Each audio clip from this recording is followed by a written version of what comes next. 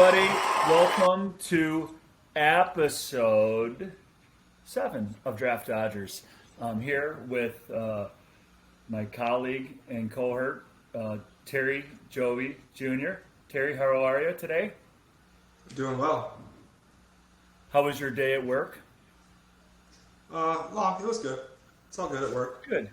Good. Your week this week, I know that you were playing against Puss. How did you feel like you did? Pretty happy. Pretty happy about the week. Team's rounding out. I'm not real happy about the new concussion protocol rules, but player safety is important. Well, if you're saying that the team or that the league is becoming a bunch of pusses, we have Puss on this week, so maybe that's apropos.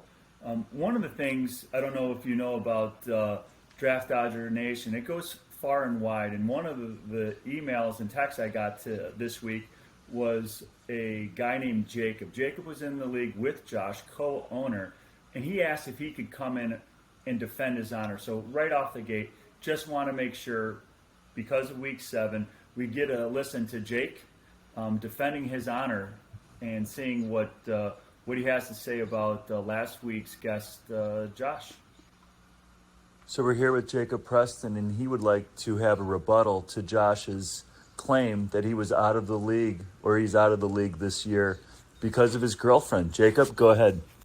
Yeah, that's fake news. I have maybe a little bitterness. I definitely don't have enough time. I kind of been working, big boy job. Do have a girlfriend, not taking up fancy football time. But 2 years ago, we were in the championship. Josh, we kind of co-owned. I had said, let's take Kyler Murray and DeAndre Hopkins and run with it. They took us to the championship. Didn't stink.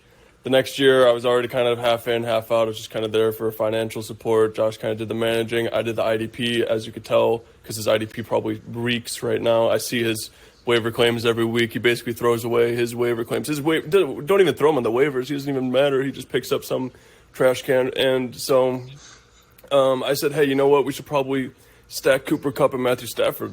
And we went with Chubb and Edwards-Helaire, and that was kind of the writing on the wall for me, and I have kind of retired. I am in no fantasy football leagues. I am in a fantasy hockey league, and I'm doing pretty well in that, kind of like a Michael Jordan-esque. I did all I need in football. Don't really have the drive anymore. Hockey's kind of more of a fun style, like seeing my power play goals and shutout wins, and that's kind of where I'm at right now. Hey, can I ask you one follow-up question with this? With the Murray-Hopkins stack, that Hail Murray, can you tell me a little bit about that play and where you were and what happened and how much you screamed? Oh, I don't know where I was, but there's 2 eventful days of that. It's like I remember there was that put him like over. It was like a 40-yard Hail Mary, and it put like every over that needed to hit for a bonus for Hopkins and for Murray. It was like a 80-point play, and I have no idea where I was at or what I was doing, but that was nice. I remember there was a game, the noon games ended, and we're playing against you, and you were up it was like Yahoo said you have a 90% chance of winning. You're going to walk around the block between that time. We had someone else in Tyreek Hill, and they had 2 100-yard touchdowns, and we had a 90% chance by the time you walked around the block, and that one was good. It was one of 2 losses that year for me. So it was on a 7-game winning streak. I see Tyreek Hill get that a 50-yard bomb, and I'm like, I'm gonna go on I'm gonna walk here. And they came back, and you're like, hey, did you see that touchdown? I said, yeah, I left. He goes, no, the other 75-yarder. I was like, oh crap. So all right, set the record straight. Thanks for this. Appreciate it. See you. So that was Jake on the rebuttal there. And one of the things I did as the stat master, going back in time, looking at that previous, Terry, if you were to take a guess and you were to put it as the highest point total you've ever seen, Tyreek Hill that day, how many points do you think Tyreek Hill had that game? 3 touchdowns, 266 yards. I thought he was he was pushing 90, wasn't he? There was something stupid. 94. I was going to say 92. Yeah. Like, just tip your cap and say goodbye. And 94. Well, whatever. I was thoroughly pissed off by looking at that. Speaking of which, I'd like to introduce our guest star today. A guy who goes by several different monikers, but this year's moniker, 2020, 2021, and 2022, Major Puss. So, Major Puss, thank you for coming.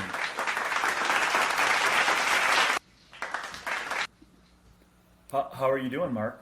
I'm doing well. Thanks for having me. First question out of the gate for me is, have you ever had a 400-point game? I believe I have had one 400-point game in my ignominious career. So our fan base is a little bit dumber than that. Could you lower this thing down a couple different grade levels? In your what career? In my fucking amazing career. Bingo! Yes, Howard Stern it up for us. That's what we're talking about. Yeah. So in your amazing career, so what do you remember? Because I know what I remember specifically from that, looking back on, as a stat master, looking back in time. What do you remember about that game? Well, I remember that Will Fuller, the ever unpopular Will Fuller, who would just break your heart every other week. This was one of, and then he'd get injured and be out for the second half of the season. And he was just the biggest tease of all time. But this is the week he paid off. And he dropped like 85 points or something on a couple of 75 and 60-yard touchdowns or something like that. And that's and I remember that pretty much everybody on that team delivered that week. It was just across the board, one of those where everybody just shows up. It's a fantastic time, right? You're just sipping champagne, enjoying the win. The kids can be screaming, your wife is yelling at you, and there's no cares in the world at that point, right? And I was rolling that season. That was, I think it was like my fifth win out of, I think I went 9-0 or something like that, 8-0, and cruised. I won the league, the regular season by a handful of 3 games or something, and of course ended up losing in the semifinals. But that was the year that, like many of my years, the wheels fall off in the playoffs. Right, that Will Fuller's out and Cooper Kupp lays a dud, and Amari Cooper got 3 points or something. It's just killer. Everybody fell apart. Do you hold some bitterness then with any of those players? And you're like, you're dead to me. I'm never drafting you ever again. I mean, if you go back and look at my teams, they're the same sad characters show up year after year. I can't quit people. I fall for my, you and I pass off Travis Kelce every other year, I think. And this year I got my underperforming Deontay Johnson, and I've got my Brandon Cooks, and I've got my DJ Moore. I mean, I can't quit these guys. It's a love affair. I'm too emotional, man. Too emotional. Well, I'm gonna transition over to Terry, but I'm gonna come back to that because that goes to my second question about some of the guys you. Oh, nice. So some of the guys that are on your team this year that I don't think you can quit either. Terry? I just noticed that Mark's beer is as classy as his vocabulary. I'm drinking Coors Lights. What was that kind of can? Yeah, there near death IPA. Okay. None of this Cheers to you. piss water stuff. Come on. Just Well, that's On the the only West can. You got to pop the can on the mic, so I guess that's what I had. It's not what's in my glass. But I know Sammy Watkins is another one of your guys, right? Mark? Oh. You haven't had him this year, I don't think, but you had a lot of I may have Sammy to- Watkins. I may have to pull a Tex and bring him back out of retirement and put him on the end of the roster because Sammy's my guy. He's the guy who won me the championship that year. He came out of nowhere, back from the dead, and lit it up in the second half of the year for Buffalo. And I just rode his coattails. He crushed it. That's interesting. If you're in the finals, I think the move, right, to get rings for your guys that have gotten rings for you in the past. Just only load your fair. bench up. The people that you're not going to be starting, just load them up and get a bunch of guys that you like rings at the end. Yeah. I think Sammy deserves a second ring. Mm-hmm. He deserves another puss mask. So how you're in other leagues besides this, right, Mark? I am. Yeah. How many? Well, I co-own a dynasty team. I try not to do a league that's similar to other leagues. So, like the rules in this thing, everybody knows, are so bonkers that it's hard to find a comparable. And I don't know any other IDP. I'm not in any other IDP ones, but I'm in a dynasty league, and I'm in a home league, but it's only 10. And it's an auction draft, and it's fab. So it feels very different than ours. And then this year, for the first time, I did a guillotine league. Whoa. Okay, that thing is dumb as rocks, but so much fun. Yeah. And so where are you at right now? Are you still playing? Yeah, week 11, or whatever it is. There's 11 teams left, and 7 have been bounced. And I've got almost all my money, but I got Travis Kelce on bye this week, and it's kind of like this weird DFS sort of thing where your team is completely different by week 8 than it was in week 1. Yeah, it's good. It's good stuff. So does that, if you lose, your team goes out to the wire, right? Is that It's how that very works? stressful. Yeah, because you can just lay an egg. You can pull a Amari Cooper with 3 points, and who got 1.5 points this last week? Somebody, Kenyon Drake. You put Kenyon Drake in your lineup, he sinks your whole team, and you're done for the season. Oh God. And all you have to be is not the worst. You can be So how many second teams worst is- every week. How many teams are in that to start? 18. Okay. So you've got some pretty brutal benches in the beginning. You've got Oh yeah. you've got guys that are making sandwiches and it's Water it's- boy. yeah, it's awful. Like an assistant coach throws a helmet on and you've got him on your bench. It's terrible. Yeah. Where do you put? Are you currently the champion of any of these leagues? Current champion, no, but last year I finished in the top 3 in all my leagues, but I didn't win one. Yeah. If you were to, or when you have won one, what do you do with the trophy? Is there a certain spot you have? Well, it could go next to Puss, but the mask. But the way back in the day when I had our trophy, it was up on the mantle for a long, long time, right in the living room, right up on the mantle. All the So, holidays, decorated is it, that nice? hung the stockings from it. So is that the same spot that you have Tex's coat currently? Because you fleeced him pretty hard for ETN earlier. Oh, nice. Nice. I mean that looked. Talk about sell high and buy low, perfectly executed. Cheers to you on that one. That was you got to have his fleece in the background somewhere next to that puss head.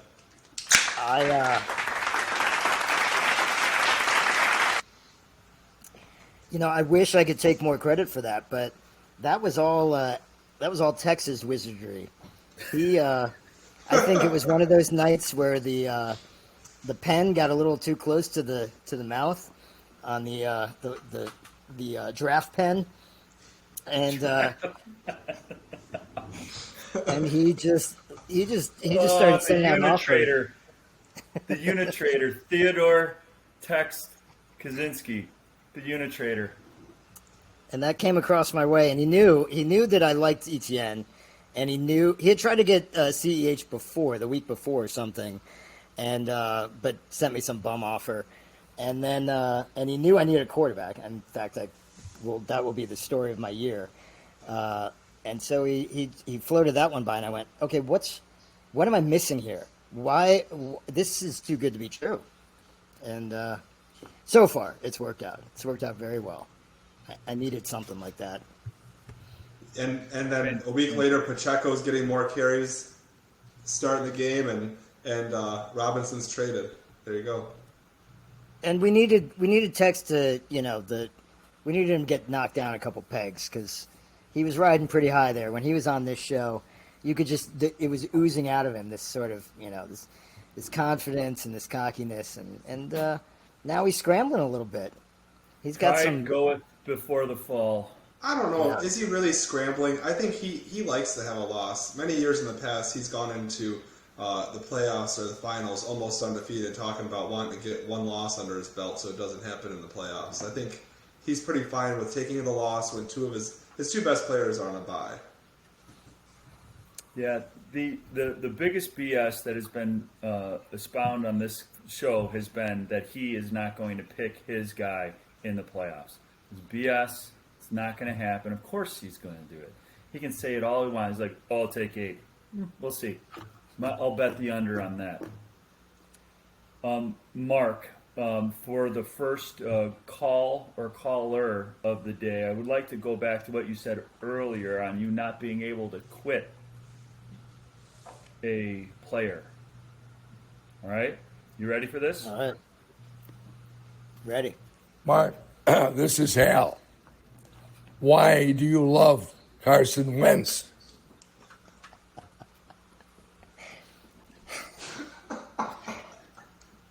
I love Carson Wentz because he reminds me of Jordan Love. So wait, just for this, for preparation for this and getting the Helminator to ask such a question, I see that you pick him up, you drop him, you pick him up after he's on injured reserve, and then you put him on injured reserve and you keep him there even though he's not going to play. What in the hell are you thinking?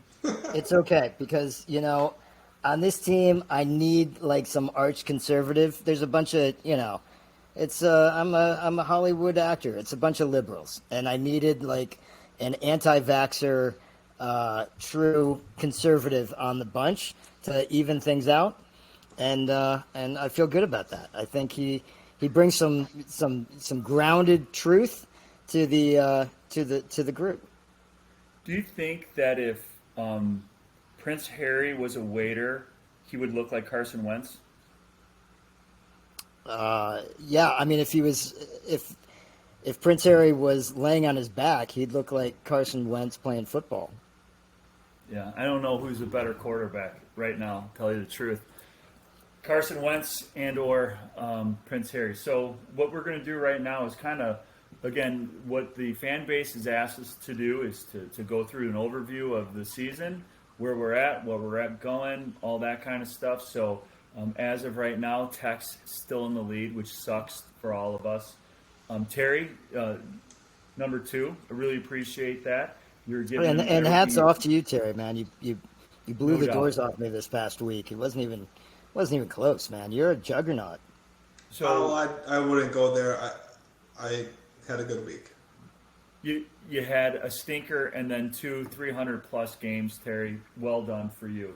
Needed intervention, as of this broadcast at 8:55, is in 3rd place. But when the stat frickin' corrections come out, shit's going down. He is going to be 5-3.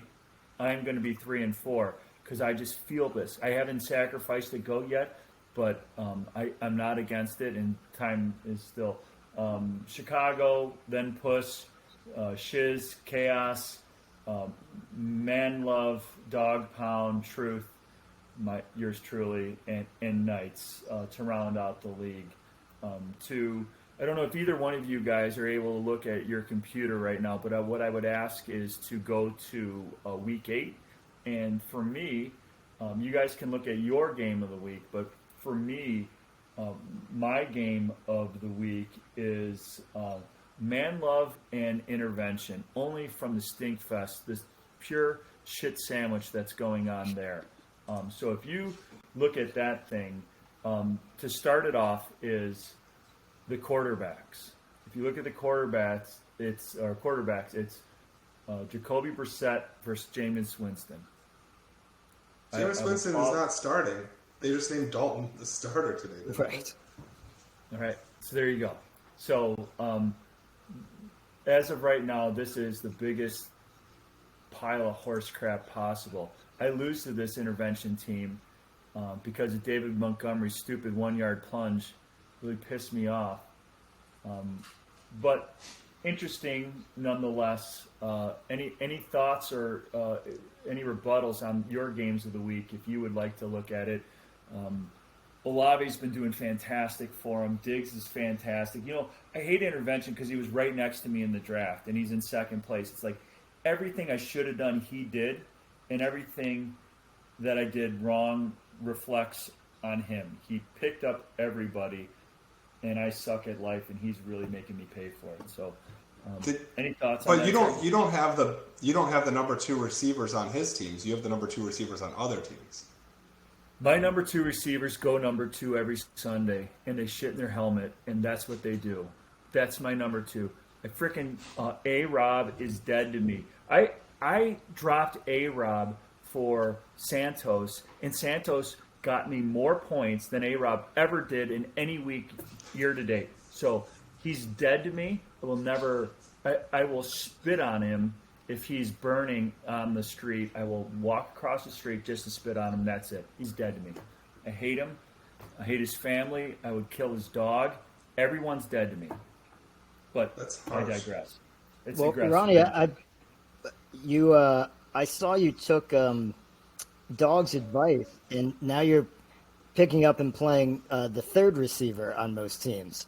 I saw you got Paris Campbell, and that seems to make a lot of sense. And Hunter Renfrow, and To be fair, I drafted Hunter Renfrow as the second one, and he's regressed to the third one, first off. And then Paris Campbell, I'm hoping that the third receiver has a rapport with the third quarterback who's coming in, because they benched the effing guy that I started, Matt Ryan, who is dead to me also. But, yeah. Horrible. You're starting 2 of the receivers for Cincinnati. And how'd that do for me last week? Not bad, pal. Not bad. So, Well- are we going to go into man love, or do you want to just dissect my shitty team? Well, I think that you asked us what team we would like to talk about, and Mark made me want to look at your team. So now that's no. where we are.